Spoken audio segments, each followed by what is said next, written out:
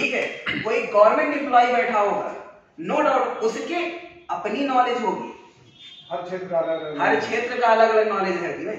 अगर आपने multi knowledge रख लिया है, तू सोचेगा यार 25 साल का बंदा बैठा हुआ है, साला 100 साल की बात बता रहा है, बोलेगा कि नहीं बोलेगा?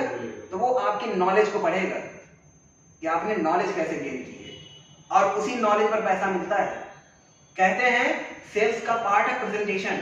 हम प्रेजेंटेशन कैसा करते हैं, ये बहुत महत्वपूर्ण है।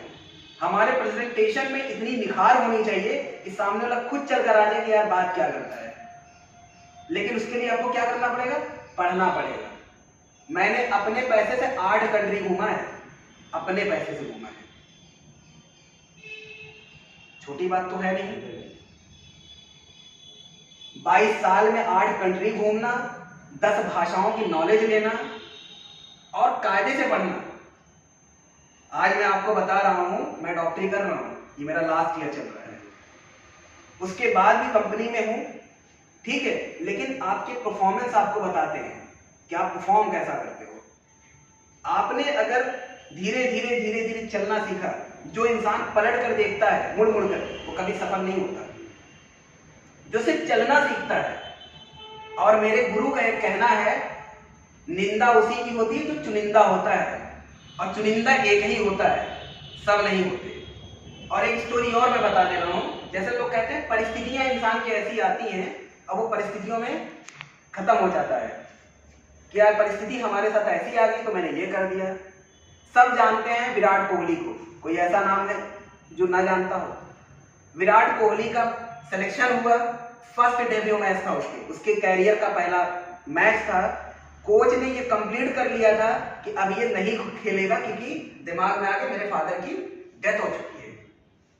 लेकिन उसके बाद भी वो गया है, पहला डेब्यू मैच उसने सेंचुरी मारा था, गूगल पे चेक कर लीजिएगा, बताएगा गूगल। सेंचुरी मारने के बाद रिटायर्ड हेड होकर के गया है, चिता को आग दिया है, आग देकर फिर वापस आया। अगर वो ना खेलता तो क्या उसके फादर की बॉडी में जान आ जाती? आज विराट कोहली को विराट कोहली के नाम से जाना जाता है ना, क्योंकि जब आप परिश्रम करते हो, ऊंचाइयां सबको दिखती हैं, नीचे की कोई चीज कोई नहीं जानता। मेरे भाई इंटरनेशनल प्लेयर है, एक रुतबा है, भदोही के रत्नों में उनका नाम आता है कि भदोही के गौरव है, लेकिन मैंने उनके नाम का सहारा कभी नहीं लिया। मैंने अपने नाम को जाना कि जिस घर में एक ही ब्लड से पैदा हुए, अगर वो नाम कर सकते हैं, मैं भी कर सकता हूं। मैं क्यों झुकूंगा यार? लेकिन जब आपकी सोच बड़ी रहेगी तभी बड़ी चीजें पाएंगे आप। अगर सोच छोटी हो गई, एक चीज और मैं बताता हूं, अगर आपका सपना बाइक पे चलने का है तो कभी साइकिल से मत चलिएगा। ये मैं अपनी लाइन बता रहा हूं। मैं जब छोटा था मुझे साइकिल चलाने नहीं आया, कभी मैं साइकिल से नहीं चला। मेरी दादी कहती थी साइकिल से चलो, मैं पैदल जाता था कोचिंग के लिए, नहीं तो ऑटो से नहीं मिलता था। तो मैं कहता था अम्मा गरीब लोग साइकिल चलाते हैं, मैं कोई थोड़ी गरीब हूं। ये मेरी लाइन रहती थी। इसमें घमंड की बात नहीं, मैं छोटे की मैं बात कर रहा हूं। मैं कहता था गरीब लोग साइकिल चलाते हैं, मैं कोई गरीब थोड़ी हूं। 2009 में मैंने टॉप किया अपने पूरे कॉलेज में। मेरे भाई ने पल्सर गाड़ी मुझे गिफ्ट दिया, 150 सीसी की। 2009 में पल्सर की वैल्यू थी अपने आप में। तो ये मेरा अपना कमांड था। जब आप बड़ी सोच रखोगे सब कुछ बड़ा मिलेगा। अगर आप उसी में समझौता कर लेते हैं कि चले यार साइकिल ठीक बा मिला तो वो आदमी कभी सफल नहीं होता।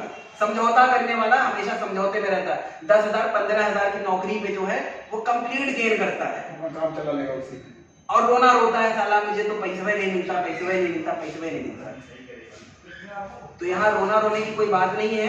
बात यह है कि अगर हमको सफल होना है तो हमें आगे बढ़ना पड़ेगा। चुनौतियां किसकी जिंदगी में नहीं है, और कौन चुनौती नहीं देखता है। एपीजे अब्दुल कलाम था, बहुत अमीर घर में नहीं पैदा हुए, ऐसे घर में पैदा हुए कि दूसरे दिन के लिए सोचना पड़ता था। लेकिन उनके साथ क्या हुआ, एक बार वो गए बनना कुछ और चाहते थे, वो कोई तो मतलब ये प्रेसिडेंट नहीं बनना चाहते थे, उनकी सोच कुछ और बनने की। और उस एग्जाम को देने के लिए 2 ही बार एग्जाम होता था। अगर 2 बार अगर कोई फेल हो जाए तो तीसरी बार उसको एग्जाम देने की चांस नहीं मिलता था। ये गवर्नमेंट का लॉ था, वर्ल्ड की मैं बात बता रहा हूँ। उन्होंने पहली बार असफलता पाई, दूसरी बार असफलता पाई, और वो एक शिखर पर गए जहां पर वो सुसाइड करने जा रहे थे। वो जाकर मतलब आगे जाते थे फिर पीछे आते थे। और उनके दिमाग में क्या था कि यार पैसे जितने भी थे मेरे पास, मेरी बहन ने दिया था, अब जाने के लिए किराया भी नहीं है, मैं घर तक का सफर करूं, और मेरे घर वालों ने इस लायक बनाया भी, मुझे पढ़ाया लिखाया, मैं सफलता भी नहीं पा सका। और नीचे कोई गुरुजी थे, उनका नाम मुझे याद नहीं आ रहा, आचार्य जो भी रहे होंगे उस जमाने के, तो उन्होंने उनको नीचे से देखा कि बार बार लड़का आगे जा रहा है, पीछे जा रहा है, आगे जा रहा है, पीछे जा रहा है, कुछ तो दिमाग में चल रहा है, तो धीरे धीरे धीरे धीरे आगे बढ़ रहे थे। और वो भी नीचे मतलब देखते थे और फिर वापस आ रहे थे। दिमाग में क्या था कि कूद जाऊं कि ना कूदूं।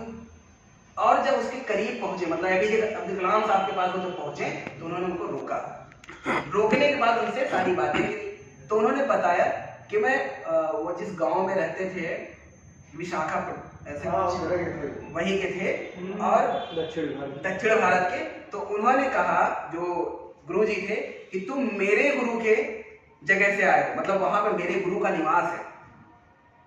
तो आपने उनको अपनी कुटिया में लेकर गए, उनको खिलाया पिलाया और पैसे दिए, और उन्होंने एक बात कहा कि शायद तुम इस चीज के लिए नहीं बने हो जिस चीज में तुम सफलता ढूंढ रहे हो, वहां सफलता तुम्हें इसीलिए नहीं मिली, तुम कुछ और ही चीज के लिए बने हो। तो तुम पहले अपने चिंतन करो। मेरे गुरु का कहना है, चिता कहते हैं ना, चिंता चिता के समान होता है, चिंतन करो, चिंता मत करो, दोनों में बहुत अंतर है। विचार करो, सोचो। असफल व्यक्ति बार बार, भाई असफलता आपको पास मिल रही है ना, उसको स्वीकार करिए, और असफल क्यों हो रहे हैं उस पर विचार करिए। ऐसा नहीं कि हम असफल हो गए सुसाइड कर लें, ये कोई मार्ग नहीं है। और दुनिया के हर ऐशो आराम एक इंसान के लिए, मनुष्य के लिए बना, क्योंकि दुनिया में मनुष्य सबको मतलब सबसे बेस्ट बनाया गया है, प्राणी में सबसे ठीक है। अरबिक में बोला जाता है अशरफुल मखलूक बनाया गया है। कुदरत ने दुनिया में सबसे अच्छा बनाया है, किसको? इंसान को। लेकिन इंसान अपनी प्रतिभा पहचानेगा तब तो वहां तक जाएगा। आज लोग साइंटिस्ट बन रहे हैं, डॉक्टर बन रहे हैं, कुछ भी बन रहे हैं, है तो इंसान ही। जितना दिमाग आपके पास उतना उनके पास है, लेकिन आप अपने दिमाग को कितना चलाते हो, कितना लगाते हो, ये आपके ऊपर निर्भर करता है कि आप करते कैसे हो।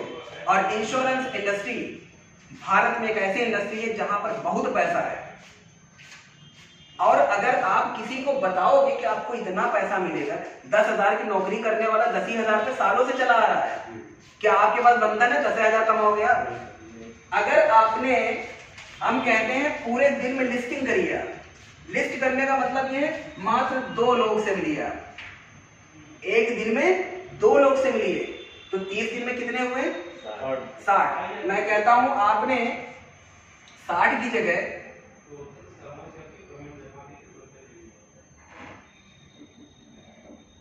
मैं 40 का ही ग्राफ लेता हूं, महीने में 40 का ही ग्राफ लेता हूं। और होता क्या है, 100% कमीशन, मतलब रिजल्ट तो नहीं आता, 10% भी नहीं आता, 10% नहीं आता, 100% नहीं आता, लेकिन 10% तो आएगा ना।